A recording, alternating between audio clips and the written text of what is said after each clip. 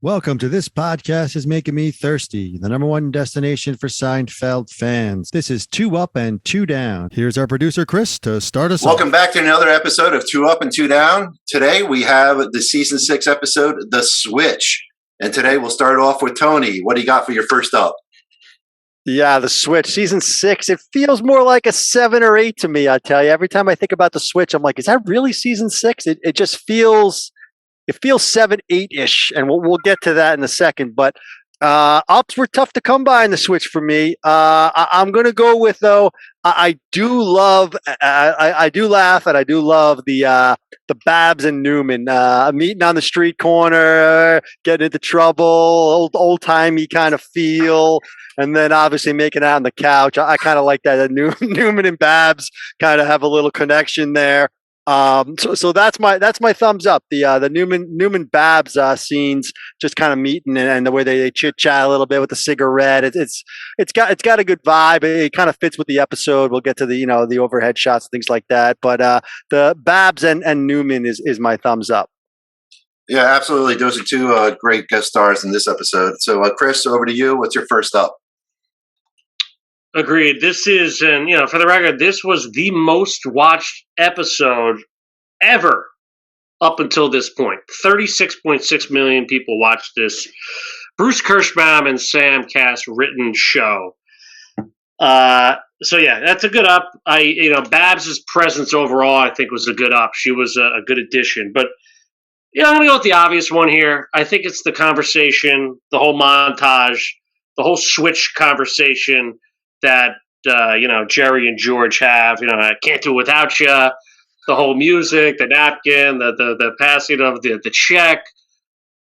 Laugh every time. Them in the street doing their thing. I mean, I could extend this a little more, but the actual description of the plan.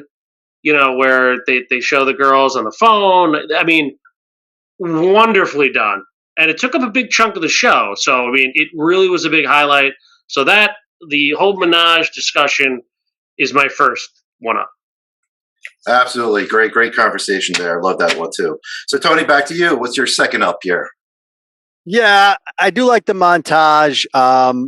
I'll give you the montage, the overhead shot, the music. My second up is actually the following conversation after, I can't be an orgy man. I got to get new clothes. I got to get a mustache, the whole thing.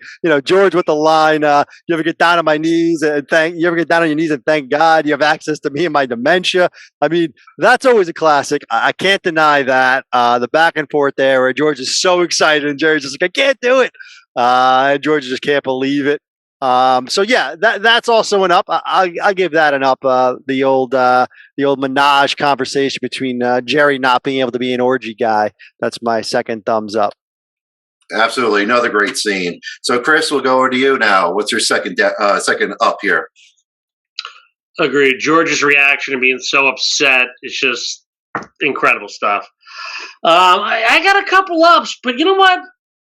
I'm going to go with old friend of the show, Jan Karam. I thought she was great, not laughing. Her responses, that's funny. And to be honest, Jerry's jokes in this episode and to her were not that funny. So I don't really blame her. I liked her whole reaction, when Jerry mentions Menage and then her talking to her roommate. Listen.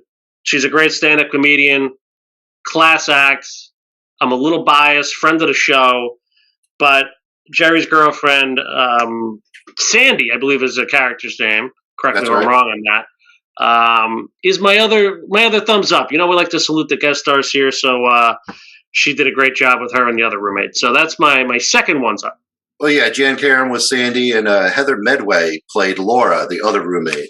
So, yeah, great observation there. Salute to Jan. So let's go with downs now.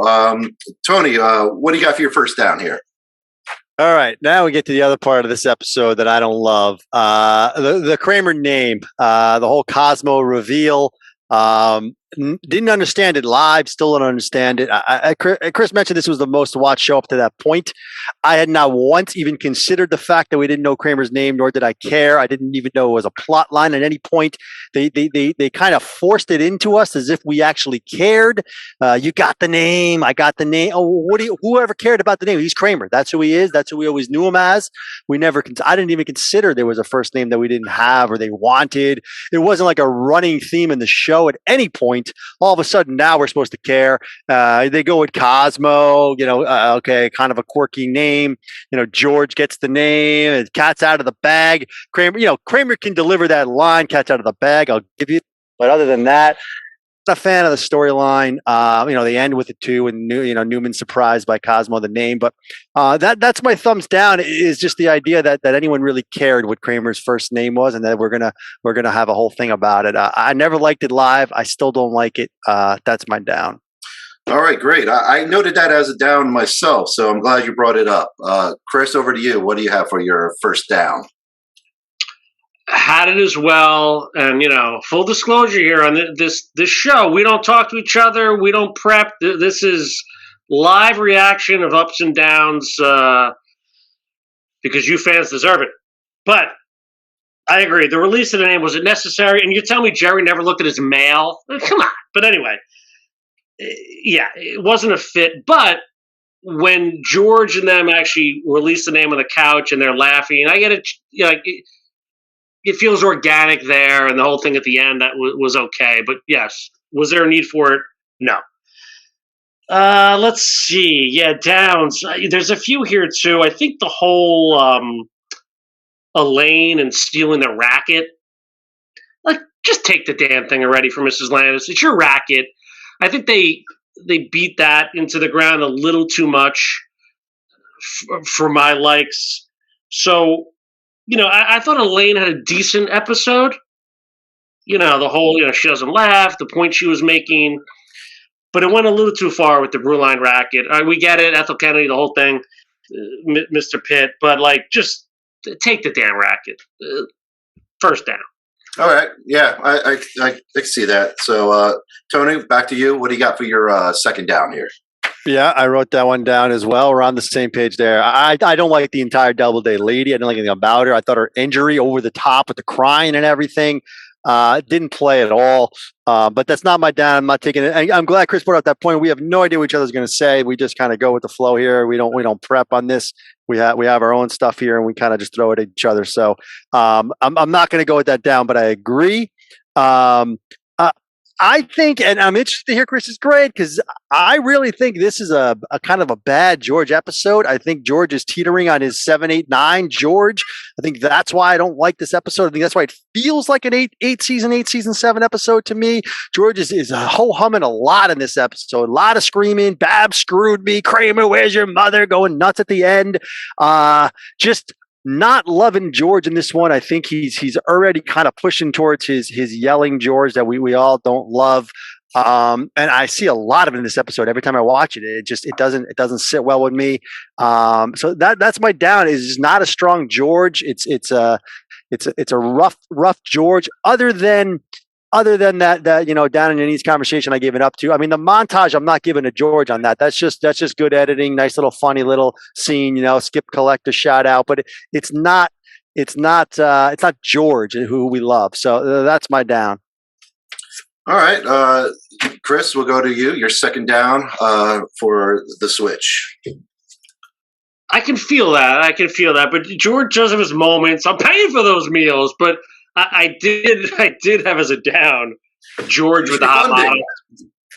He was a little too out of his league. Just didn't jive. And who cares if she was throwing up? Like, give me a break. But anyway, and again, I think a couple things on Jerry bothered me in this episode as a down. I mentioned Jan not laughing and like the ping pong joke right in the beginning. These are throwaway lines, but let's play ping pong. It's easier to jump over the net. Like, I don't know. A little bit of a miss. And Jen, listen, me with Jerry, whether he's not having Coca-Cola, not doing this, the other thing, not wanting to do the menage. Jerry, come on. It's a once in a lifetime. At least attempt, right? Exactly. So I hear Tony on these things, but yeah, I think Jerry had ups and downs. It wasn't too consistent. Same with George. So I'm with you. Ping pong joke and Jerry not wanting Menage. Slight downs for me as well.